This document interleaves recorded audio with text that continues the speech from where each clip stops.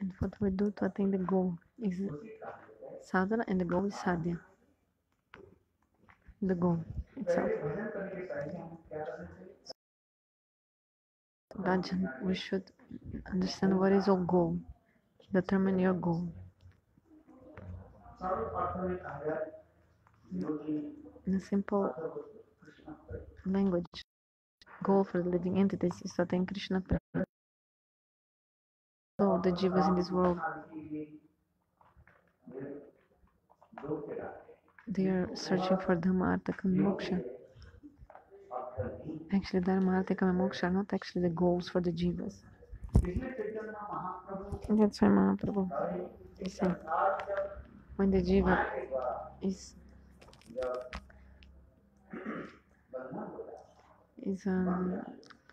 how do you say, by Maya, trapped by Maya, the soul forgets her own swarup.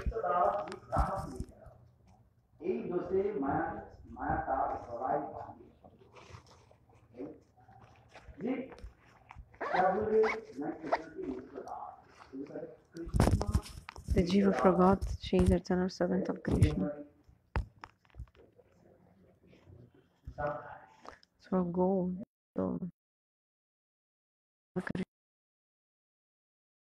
because we forgot this, and we came to this material world, then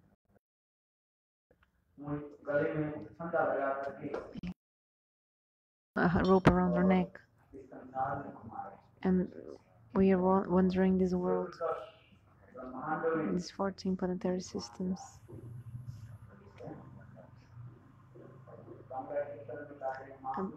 A Kirtan in Bengali say,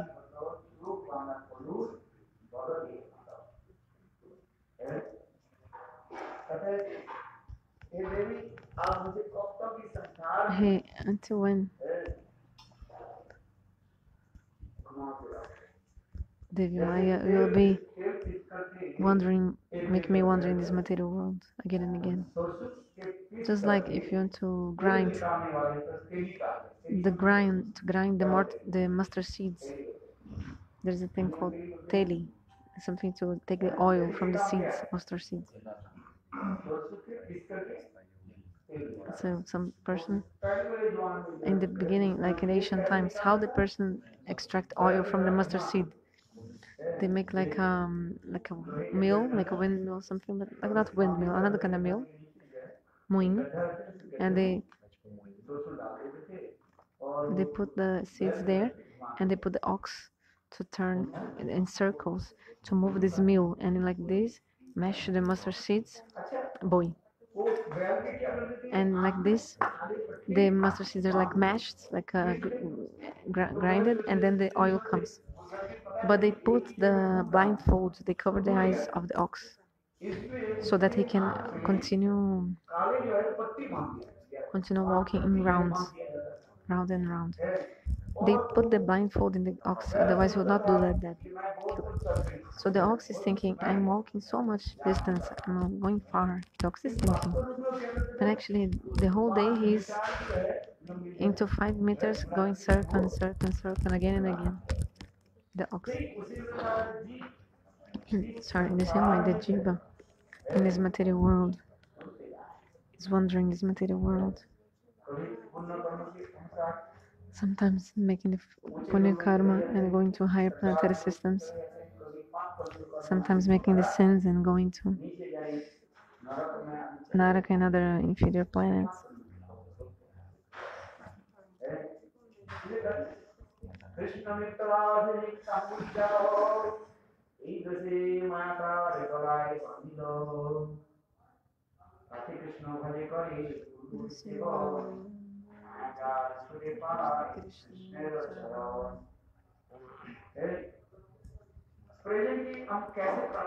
How can we get this Vraja Prem when we serve Guru and do bhajan? So if you do Krishna bhajan and do Guru seva, so Krishna bhajan and Guru seva, 2 words. Tate Krishna bhaja kare Guru seva, Maya jad chute pai, Shri Krishna, the Krishna Seva and the Guru Seva, then you'll be able to be free from the net of Maya.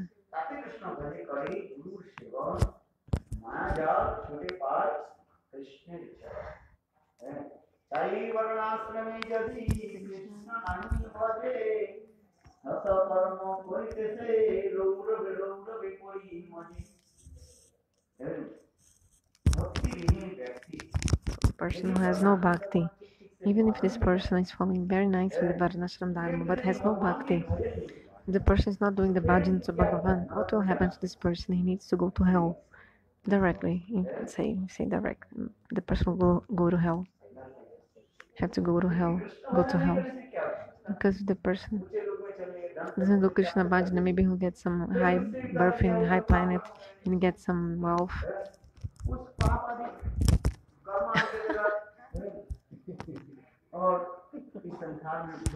And then the person again does some sin and then again have to wander in this world.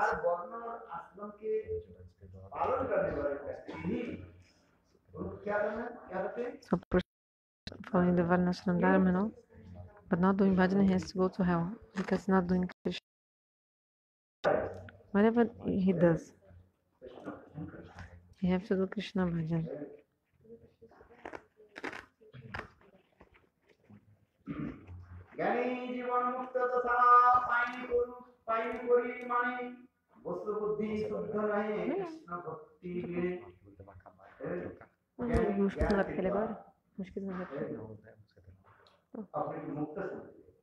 So through your again, you think you're liberated, because Shastra says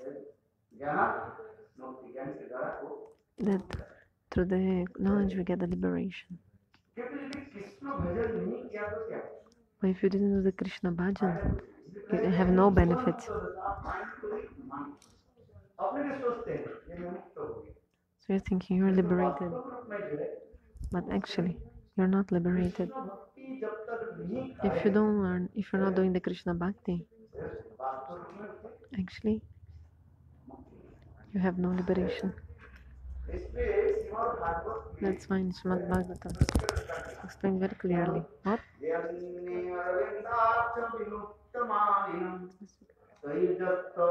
Jai Aravindaksha.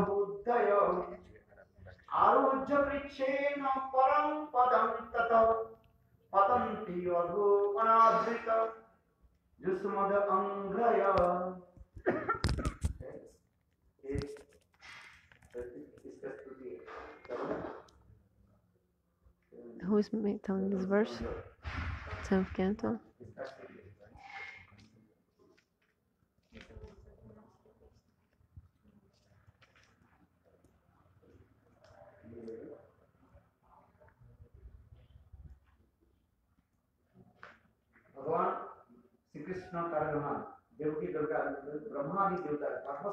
This is the Garbha Stotra. Means that demigods and Brahma, they are praying to the womb of Devaki. This sloka is in this context. It is called demigods are praying to the womb of Devaki, to Krishna in the womb.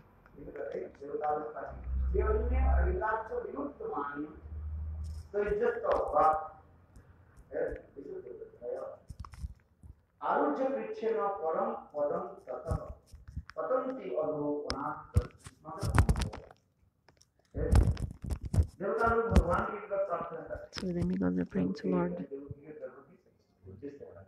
Actually, aiming in the womb of Devaki, because Krishna would be like inside. Hey, Aravindaksha, lotus-eyed one. Those through Jnana thinking they are liberated, but actually they haven't attained the liberation. Why? Because they don't have bhakti in the heart. They don't have a bhakti, that's why they're not liberated. If you don't have bhakti towards Lord, your Atma Shuddhi will never be possible. Atma Shuddhi.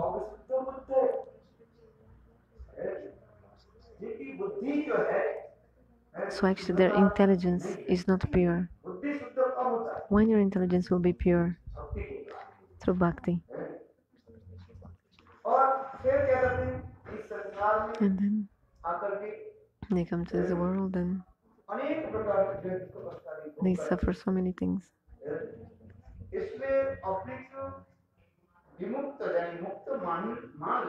So they think they're liberated. But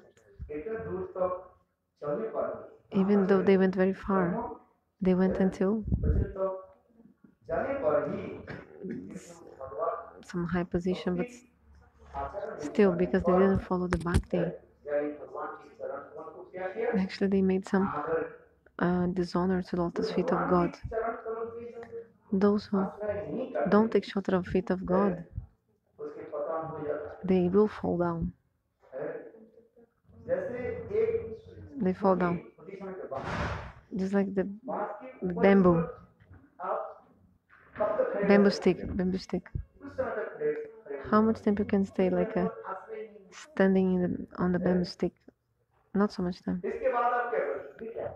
Because there's no like shelter or nothing, like apoiando, no support. So then you fall down. So bhakti takes support or like shelter in God. So after mukti, for example, when I make the Govardhana Parikrama, you can see some people show. Have you seen? When you do the Govardhana Parikrama, some people play the flute, and one girl, she's like balancing in a rope called a bamba. You know, balancing a rope and like this. You know this? It's like line called a bamba. So, but the girl cannot stay so much time in any part of the rope. Maybe 1 minute, 2 minutes, otherwise she'll fall down. She has to move. She cannot be. She has nothing to hold on top. If she stay, if she's standing on the rope, but she's holding something, then she could stay as much as she wants on the rope. If she was holding on something up, understand?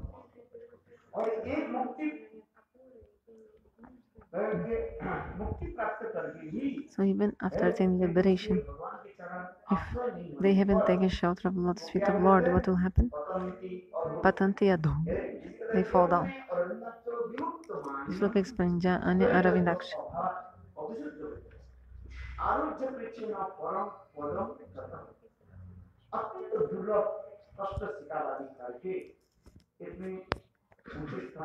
They through so much hard austerity and very rare things, they attain this position of like mukti, but they fall down. Why? Because they haven't taken shelter of your lotus feet. Oh Lord. One time I was in Brazil. In the beginning, I was preaching in Brazil. I didn't know where to stay or not to stay, like not proper place. One devotee said, "Okay, let's go to Guiana Mandir for a preaching there, for a class in Brazil." So the capital of Brazil is Brasilia.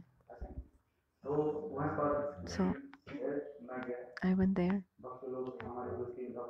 2 3 devotees with us. We went.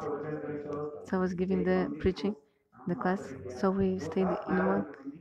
Sorry, we went in one Mayavadi temple actually. The name was Guiana Mandir. So 3 4 days we stayed there. Like and also I spoke Harikatha. We stayed in this temple for 3 4 days. So speaking Harikatha, I was speaking this Krishna Katha, exactly this. So after they said, Maharaj, please go, never come back. Because you're saying the Ganges will fall down.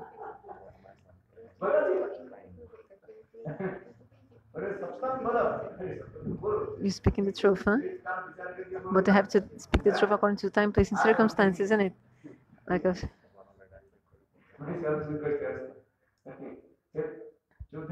So in the 4th day, they told us to go to another place. Because this sloka is clear. Like the story of Hanuman. There was some discussion about Jnana and Bhakti. Then Hanuman he told a very beautiful katha. The devotees take shelter of Lord. That's why they don't fall down. But the gain is they don't take shelter of nothing, anyone.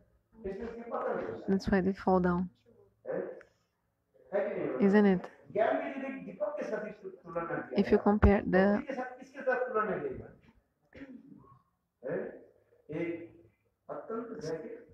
So if you compare the Gyan to a light, like a lamp, some kind of stone, it's very shiny. Yeah, stone, jewel. One kind of a jewel. What if you put this? Icon também? Icon? Vai, icon também? Vai. Vai dur. Não, vai dur. Ayaskan também. That is a stone that illuminates so much all the directions. So Hanuman said. Okay, Shastra explains about the Gyan. The Gyan destroys the knowledge, like the light of knowledge and all, isn't it? So you're in the darkness. There's a rope in the darkness, a rope. You see the rope and you're afraid. But when you put some light, then you see the rope was not a snake, it's just a rope.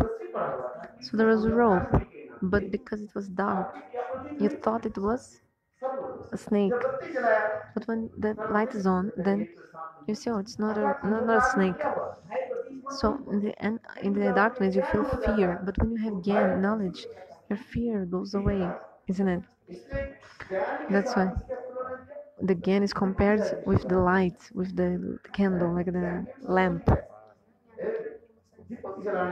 So if you light the lamp, the light will come, and the darkness will go away. This is true. So Hanuman says, this is true. But see, if a little bit wind comes, the lamp extinguished, put off, the fire put off, like finish. But the jewel is like a jewel which is shining naturally, so much shining naturally. Can have so much wind or anything, even a hurricane. But the stone will never stop shining. This is bhakti. If bhakti is in someone's heart, naturally all the knowledge comes to the person.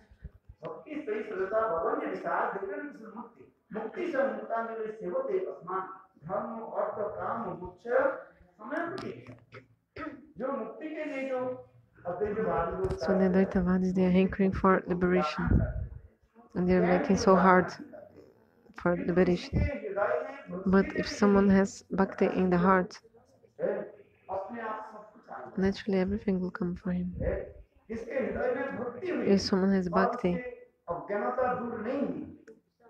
it's impossible that the person has like not knowledge and also bhakti. Like if he has bhakti, like maybe the person cannot speak slokas, not necessary.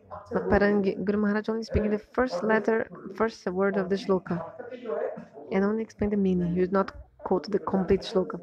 I heard that Bhakti Pragyanikeshwar Maharaj, when he was getting the preaching, the class, he would just speak the first line and continue. He was not complete the shloka. But our Gurudeva, Shlavamana Maharaj, you can listen to his class. Every 2 minutes he'll tell a shloka. Have you seen? Some tape or also his classes are written, also transcribed, you can see. He could memorize everything. Shlavamana Maharaj, Gurudev. Shla Gurudev Shlanarayana Goswami Maharaj used to glorify Shlavamana Maharaj. Even great Pandits and Vaishnavas, they used to become amazed. Like if you don't remember some shloka, just go to Shlavamana Maharaj. Even Gurudeva, our Gurudeva used to say, and he used also to tell you, Shlavamana Maharaj, where to get the shloka and in which edition of which book you can find the shloka. Shloka number this page we reading 10 times and still we forget. So You're just speaking the shloka and you're Gyani. Maybe you have some sanskar from previous life, then that's why you can speak the shloka. Maybe also you study so much, 10 times reading. It's okay, it's good also to learn the shlokas. It's also something praise, but I'm just saying that Hanuman saying that. Like Gurudev was saying, because if you have bhakti, automatically also you have some gyani. Like not be a gyani, like ignorance, you know. So all the demons, they were gyanis. They're not bhaktas, they're gyanis. So gyani and gyani bhakta is different, okay? Remember that. Gyani and bhakta, gyani bhakta, two different things. Ravana was a mahagyani, very knowledgeable. Who else could be like that in this world? He was a prakanda gyani. He knew everything of the Vedas. Topmost gyani. Ravan.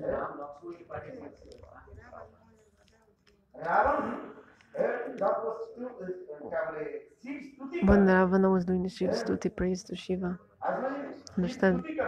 When he was doing the Shivaji himself, manifested from the Shiva Linga and started dancing. Because his rhythm in the Ramananda Sagar, you can see. You can see this.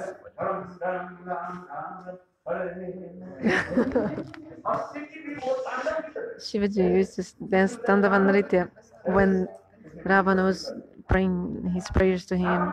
Such a rhythm and metric of the Ravana was such a Mahagyan in the three worlds, no one like him. Shivaji himself praises him.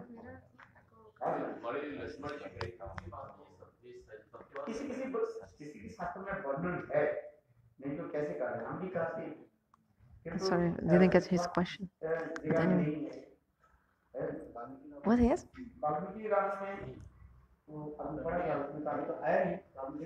कौन सा कथा? कौन सा कथा? कौन सा कथा?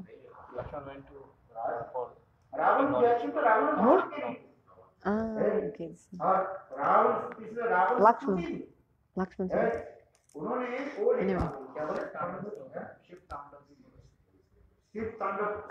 That's why the Ravana wrote the Shiva Tandra Stotra. Also one Samhita called the Ravana Samhita. He wrote.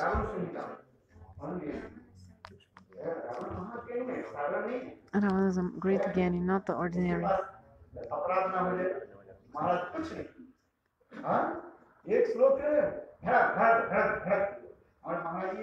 Maharaj. Shlomadeva Maharaj. He's Sanskrit. He also speaks the shloka. But if he is like discussing Shastra with Ravan, he could not win. Ravana is so much knowledgeable. But he is Vaishnava. So I'm not glorifying Ravana. I don't want to make any aparad, just saying. You cannot compare a Vaishnava with a demon. I'm just telling about the Gyana conception. If Gurudev was here, he would say, you compare Vaishnava to the demon. No, it's not proper saying. I have to make it very clear. Otherwise, they're saying his disciples might say, oh, you're criticizing Guru, Ninda, Guru Aparat. No, just to see how he was a very great Gyani. So Ravana had so much pride because of his knowledge. Chaitanya-charitamrita Mandodari, she told to Ravana, wife of Ravana, Mandodari told to Ravana, why are you fighting with this Ram? You stole the wife of another person. It's not a good thing, not the right thing. And also Ravana is not ordinary. Sorry, Ram is not ordinary, she said Mandodari. Then Ramcharitamanas, there's this shloka, Pagpasala Shisha Dham. Then Mandodari told this, and Ravana started laughing, smiling, laughing. Mandodari was telling the glories of Ramchandra. Ramchandra is not ordinary, he was directly Vishnu. His faith goes very deep. Not even Brahma knows where the feet of God goes, like so deep. like Pag Patala, feet in Patala, like very low, like very big down. And his head goes even to Ajidama, to the highest planet. Like, the universe from God is so big. What is the feet of Lord and where is his Lord? Who can describe where is his feet and Lord? Mandodari was saying this, but Ravana was laughing.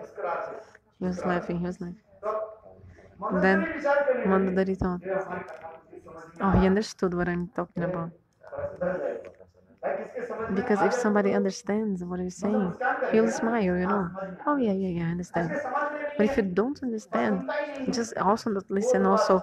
You're just looking to another side or looking to other things. Isn't it? You're looking here and there. You're thinking about another thing, looking to other sides. But those were laughing or smiling. So Ravana smiled, so the wife thought, Mandodari, he understood what I'm saying. But after some time, he said, Ravana said, why you're glorifying that beggar Ram?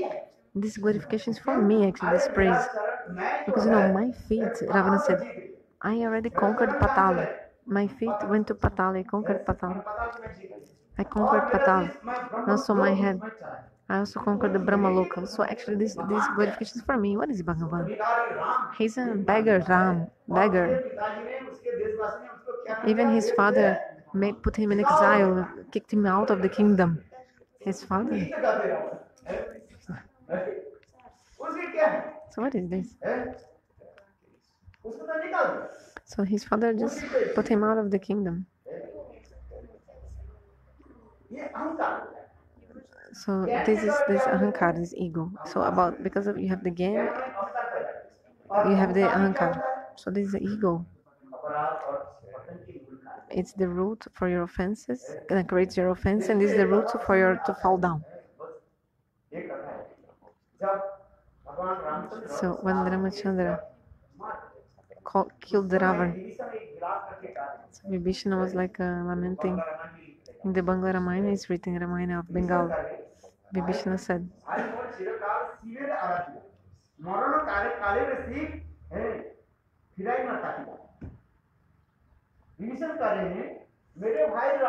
Vibhishana said, my brother Ravana, for a long time he served Shivji. But in the time of the death, Shiva not even one time came to help him. Why Shiva didn't help him? Do you know? Externally, Ravana, he was giving honor to Shiva, his guru, but actually, he never followed the orders of Shiva or like you say, Ravana was so proud of his knowledge, he will not even bow his head. One time, another katha also in the context. One time, Devi, Parvati, and Shiva, they were speaking Harikatha in Kailash. Then all Kailash started just like an earthquake, like moving. The earth was moving. Then Devi Parvati said, "Husband, what happened? Why this sudden earthquake?" And then Shiva said, "It's not an earthquake. It's my disciple, my great disciple." Who came? Ravana came. How? It's because Ravana, he never did pranam bowing his head. When Ravana came, he used to take Kailash and put on top of his head. If you do pranam, you have to bow your head, but no, he wouldn't bow his head. He said, do you think this is... No, if the Guru comes, I take the Guru and put on top of me, on me, because I don't want to do pranam. Just lift Guru up.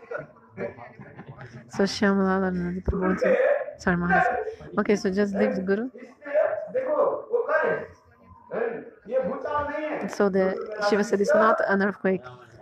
Probably my disciple Ravan came.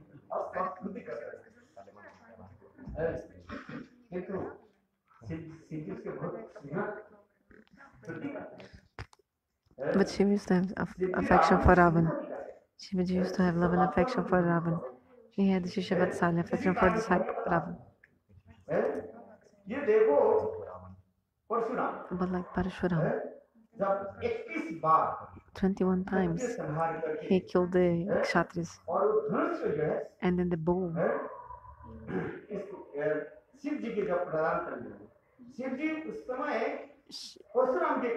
So Shiva gave this bow to Parashuram, and Shiva told, who are disciples of Shiva? Two disciples of Shiva.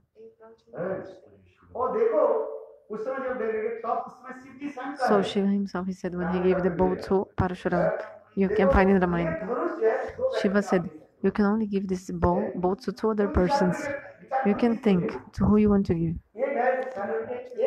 One person can give is Janak Maharaj. Another person, my great disciple, Ravan. Shiva told to Parashuram. And then Parashuram was thinking, if I give to Ravan, Ravan is a wicked, evil person. So he misused this weapon. So the Haradhanusha means the bow of Shiva. Parashuram gave to Janak Maharaj. Janak Maharaj used to worship that bow just like Shiva, keeping inside his house. It was a very gigantic bow.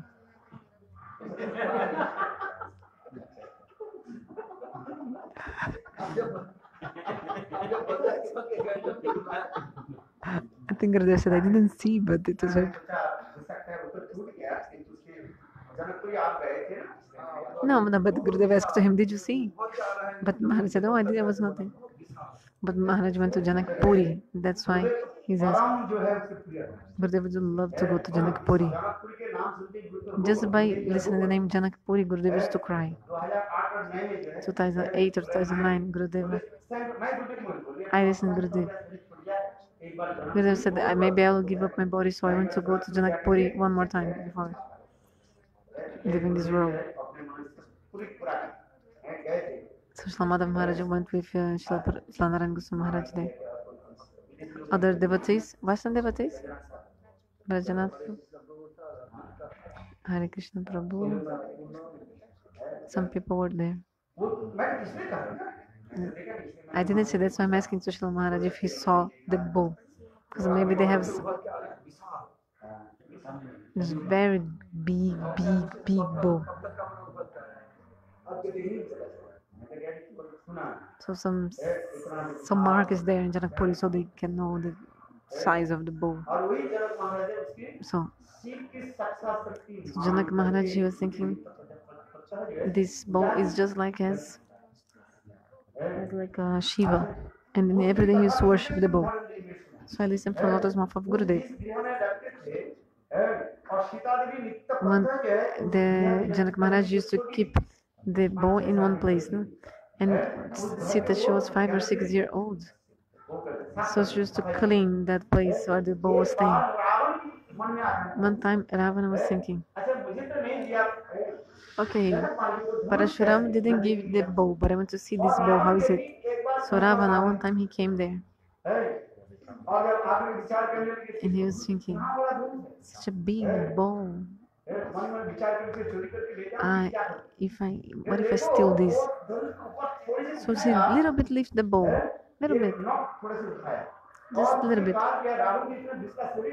But Ravana, he was so big, but still he got like stuck in the bow because he could not lift anymore, just like a rat, stuck in it like a cage. See, Ravana had a gigantic body also, preso. But Ravana was like, no. He was like a desperate. How much was heavy the weight of the... You see, Ravana could not even come out because he was like stuck under the bow. So heavy was the bow. So the Sita was thinking, what is this, like a rat here? So Sita was very small. With left hand, she lifted the bow, and just in this second, Ravana ran away. So Ravana knew this was not ordinary bow.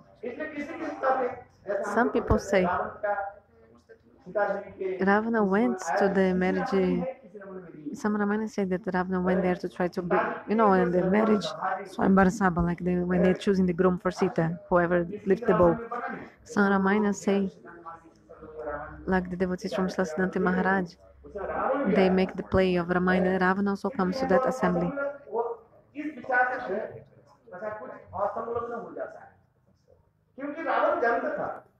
Because not all Ramayana say this, but Ravana, he knew that he could not even lift this. What's speaker lift?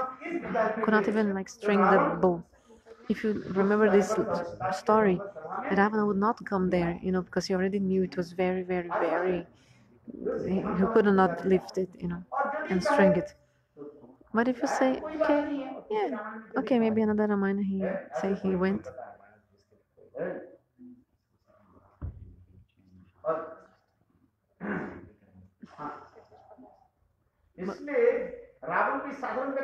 So Ravana is not ordinary person. He was very evil, but had so many, many qualities. But for one fault, all his qualities were destroyed. Just look in the Bhagavatam. It's like a very beautiful lady. She's all beautiful. All her body is beautiful. She's Miss Universe. She can be the Miss Universe. But if she has some disease, everything is destroyed. What is disease?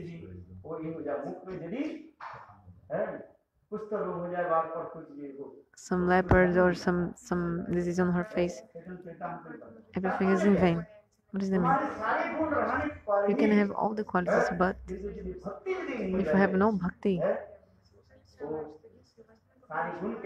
your qualities are useless, in vain. You can have thousands of qualities, okay. But if you don't have bhakti to Bhagavan,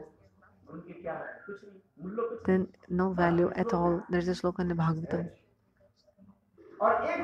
But one person has no quality.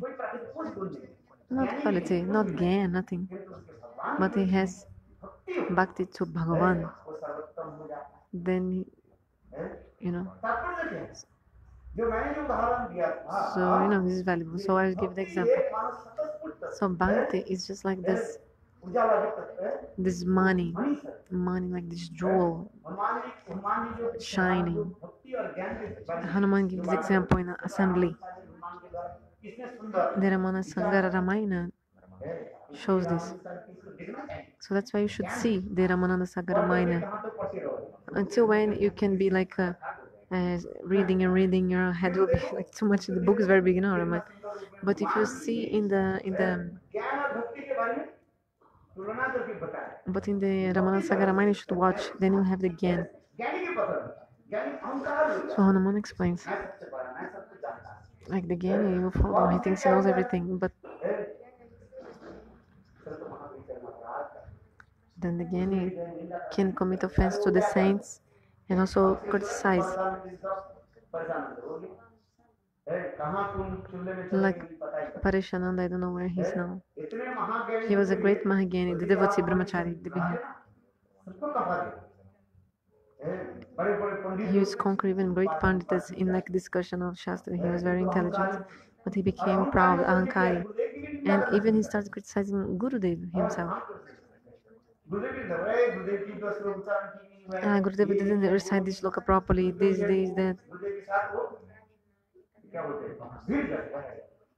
So sometimes a little bit like against Gurudev, like a rival or something. So because of this, all his bhakti, like just Sobari Rishi, material desires come. This happened to Sobari Rishi. He had so much jnana and vairagya, and he was directing Vrindavan in the pure waters of Jamuna, doing bhajan, sadhana, and tapasya. Let's see, because he made offense to Garuda, it was offense.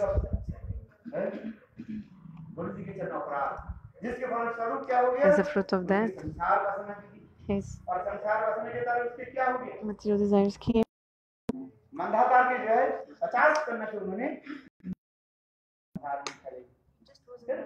Okay. Okay. So then he married 50 daughters of Mandata.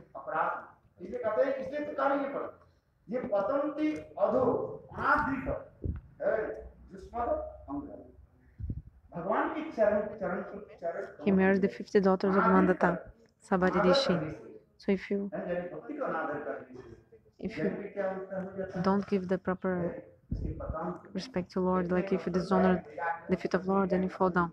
So much austerities and hard efforts to get again, but in the end it's all zero.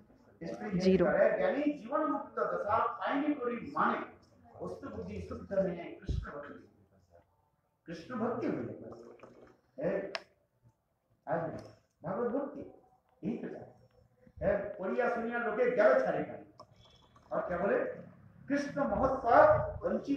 Yeah, what is it? What's the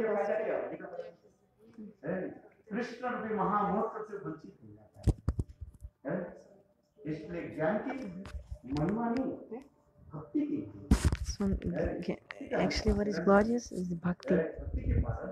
Follow bhakti, that we may not never commit any offense, and do bhajan, and have severity. Chant holy names. And then we may give up the body chanting holy names. We may give up the body chanting holy names. Bhakti is glorious.